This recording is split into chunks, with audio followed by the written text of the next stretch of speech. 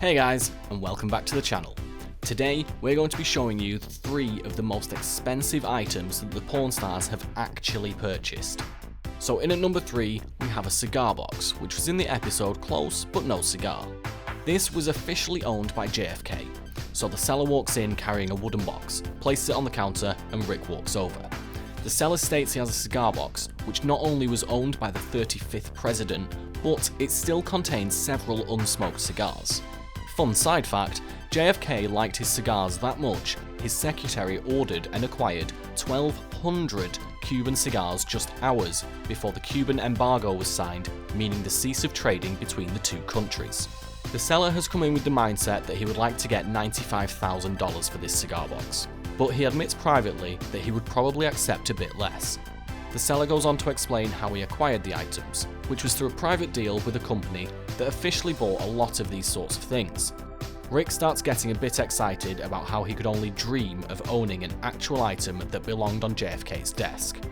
The seller opens up the bidding at $95,000, to which, after some tough number crunching, Rick pays $60,000 for it, with a very similar box selling the previous year for nearly $600,000.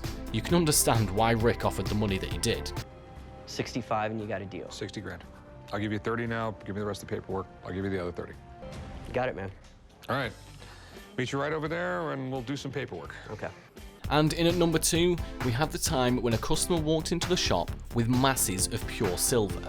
This was in the episode Silver Linings.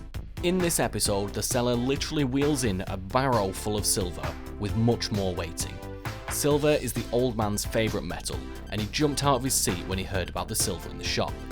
In the Egyptian times, silver was considered the most precious metal, even more so than gold. So Rick starts to look through the silver coins. Pre-1964, all nickels and dimes were made from silver. So Rick weighs all the items and finds that the seller has 3,372 ounces.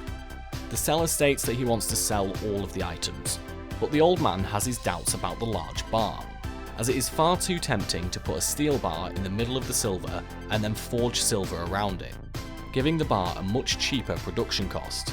The seller is obviously concerned and wants it testing straight away. The other thing that worries Rick is that the item is an odd weight. Usually, bars are produced to a very specific weight. So Rick takes the bar away to have it tested, which involves drilling into the centre of the block, melting the filings and then dropping some nitric acid on it, and it should turn a creamy white, which it does. Rick then offers $111,000 on the entire collection, but the seller obviously wants more, and tried to push Rick into offering more. Rick tells him that he will only be making about $1,500 off this entire collection, and that he isn't really an expert in the field of silver. The seller comes back that it is a fair offer, as he paid a lot less for that in the collection 12 years previously, so he is happy to take the offer and walk out of the shop having made a little bit of money. Yeah, I mean, that's what I can do. I can do 111,000. Well, I bought it 12 years ago for way less than that.